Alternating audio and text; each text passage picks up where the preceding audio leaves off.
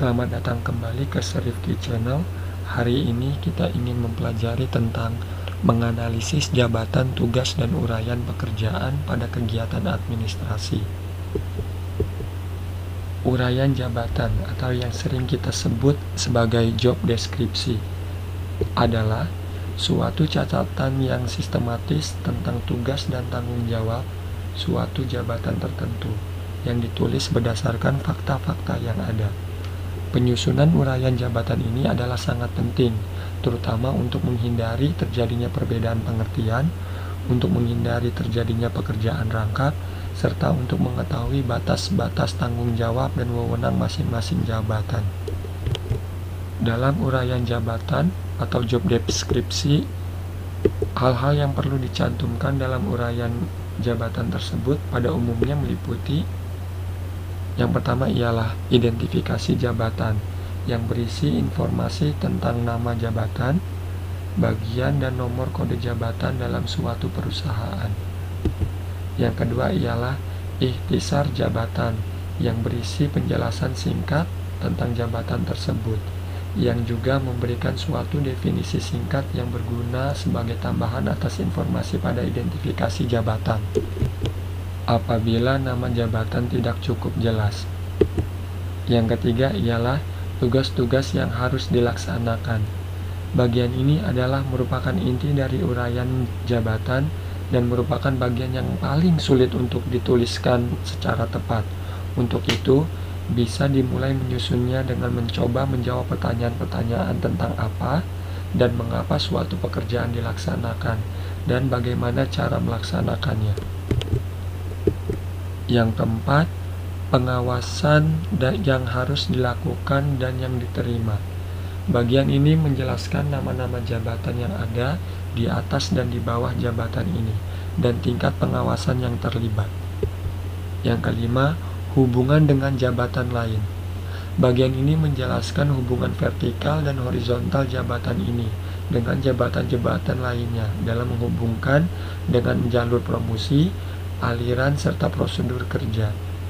Yang keenam, mesin, peralatan, dan bahan-bahan yang digunakan.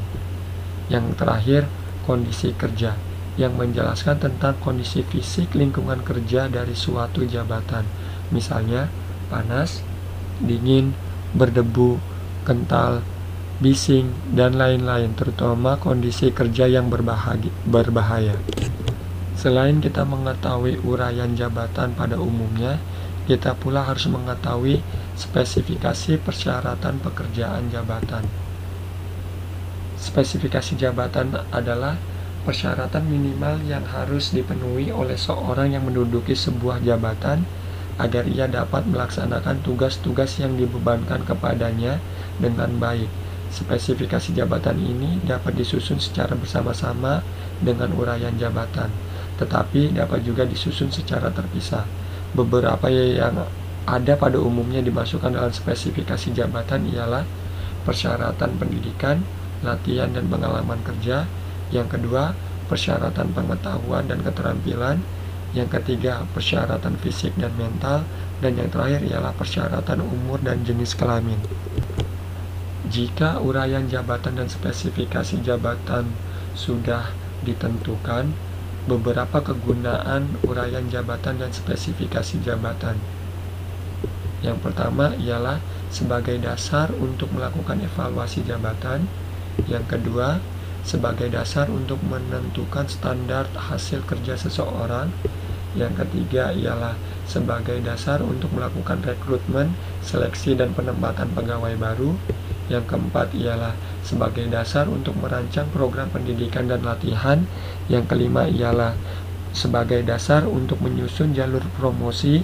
Yang keenam ialah untuk merencanakan perubahan-perubahan dalam organisasi dan penyederhanaan kerja.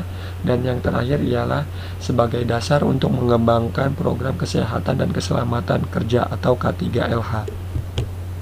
Setelah uraian jabatan dan spesifikasi jabatan sudah diketahui secara matang, kita harus melaksanakan analisis pekerjaan kantor. Pelaksanaan analisis pekerjaan kantor ini meliputi 3 tahapan. Yang pertama ialah tahap persiapan dan perencanaan, Yang kedua, tahap pengumpulan data. Dan yang ketiga ialah tahap pengolahan data. Selanjutnya, setiap tahap pelaksanaan dijelaskan sebagai berikut. Yang pertama, kita memiliki tahap persiapan dan perencanaan. Pada tahapan ini, beberapa kegiatan yang harus dilakukan ialah: pertama, penegasan kembali struktur organisasi yang akan menjadi pegangan bagi proses selanjutnya, termasuk nama-nama jabatan dan tempatnya. Yang kedua, inventarisasi jabatan yang ada di setiap unit kerja yang ada dan disusun berdasarkan hierarki dan diberi kode identifikasi. Yang ketiga, menetapkan metode pengumpulan data yang akan digunakan dan menyiapkan alat dan yang sama diperlukan, contohnya formulir dan yang lainnya. Yang keempat, membentuk tim pelaksana analisis dan menjelaskan tentang metode yang akan dilakukan. Dan yang terakhir ialah komunikasi atau penjelasan oleh pimpinan perusahaan kepada semua pimpinan unit kerja dan semua karyawan tentang maksud dan tujuan analisis jabatan yang akan dilaksanakan. Kelima tahapan persiapan dan perencanaan ini dilaksanakan untuk mencegah terjadinya salah pengertian dan timbulnya persepsi dan harapan yang keliru. Setelah kita melakukan tahapan persiapan, kita beralih kepada tahapan pengumpulan data. Pengumpulan data jabatan dapat dilakukan melalui beberapa cara, diantaranya yakni metode observasi. Metode observasi berarti pelaksana analisa jabatan mengamati secara langsung di tempat bagaimana tugas pekerjaan dilaksanakan dan mencatatnya untuk diolahnya menjadi informasi. Tapi di sini ada kelemahan yang bisa didampakkan oleh metode observasi ini, yaitu diantaranya ialah lambat, yang kedua cenderung lebih mahal, dan yang ketiga terkadang kurang akurat. Tetapi di dalam metode observasi ini mempunyai beberapa kelebihan, diantaranya ialah memperoleh informasi dari tangan pertama, mengenal kondisi kerja, keterampilan yang diperlukan, dan peralatan yang digunakan secara real. Metode observasi di tempat dapat diadakan untuk jabatan atau posisi yang khusus. Observasi dapat mengungkapkan hal-hal yang tidak dapat diuraikan secara tertulis seperti kondisi kerja, arus kerja, proses, keterampilan yang dibutuhkan, dan perajatan yang digunakan. Setelah itu ada yang namanya metode wawancara. Sedangkan dalam metode wawancara, petugas analisis mewawancarai langsung pemegang jabatan dengan mengajukan beberapa pertanyaan yang telah disiapkan terlebih dahulu dan mencatat jawabannya untuk diolah menjadi informasi yang diperlukan. Tapi di sini mempunyai kelemahan. Jika terjadi salah pemahaman, maka data akan bias, terkadang tanggapan kurang lengkap. Tapi mempunyai kelebihan, diantaranya ialah biaya lebih murah dan waktunya lebih efisien. Metode wawancara dilakukan mengingat tidak semua jabatan dapat dianalisis secara tertulis. Jabatan seperti jabatan teknis, profesional, kepengawasan, dan eksekutif sebaiknya dikaji melalui wawancara atas pemegang jabatan yang bersangkutan. Berikutnya ialah metode kuesioner atau daftar pertanyaan. Pengumpulan data dilakukan melalui penyebaran daftar pertanyaan kepada semua karyawan untuk diisi.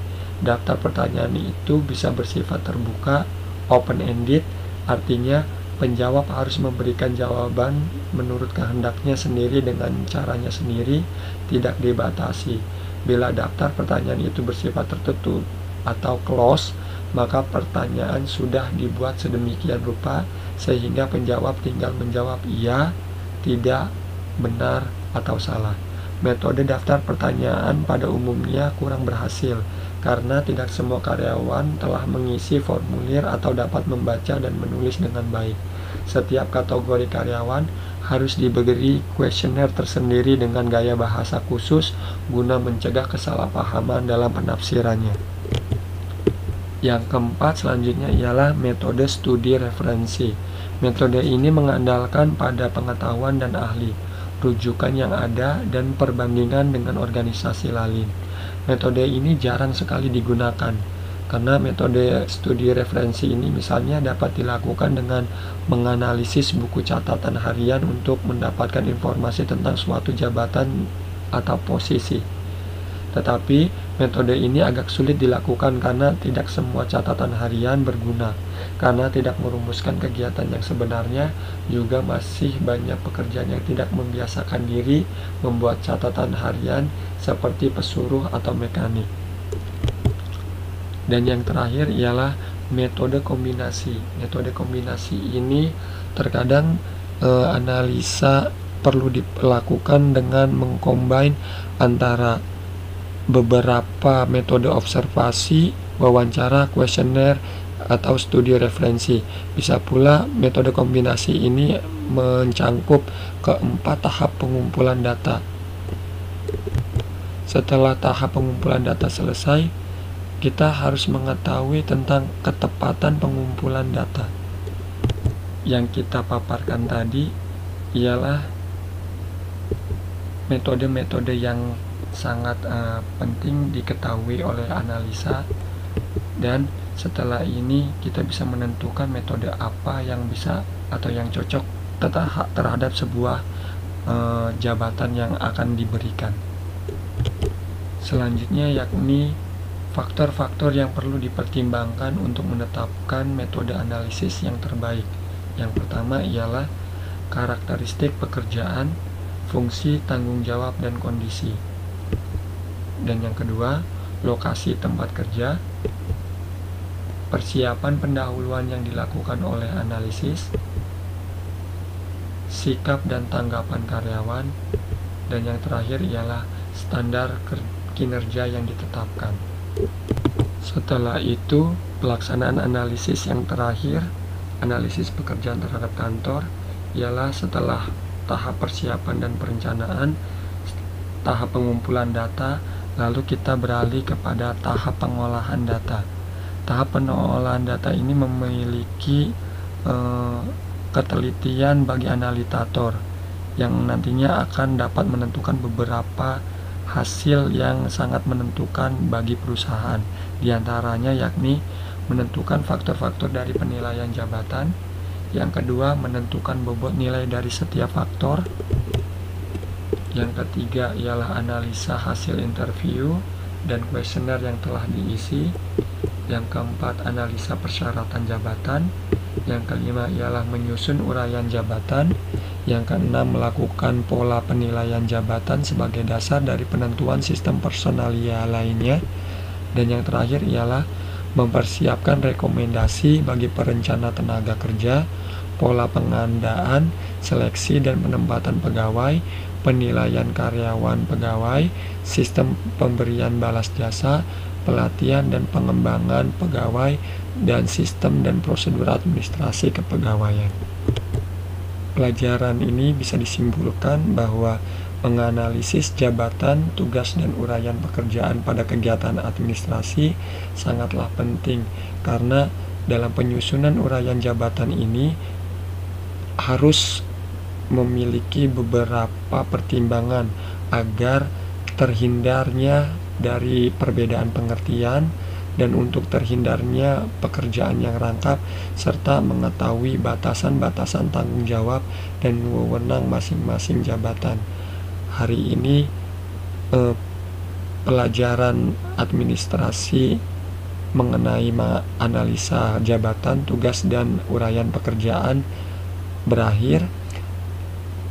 Jika ini bermanfaat, silakan share ke teman-teman yang lain, berikan komentar dan tanggapan. Terima kasih dan sampai bertemu kembali di channel selanjutnya.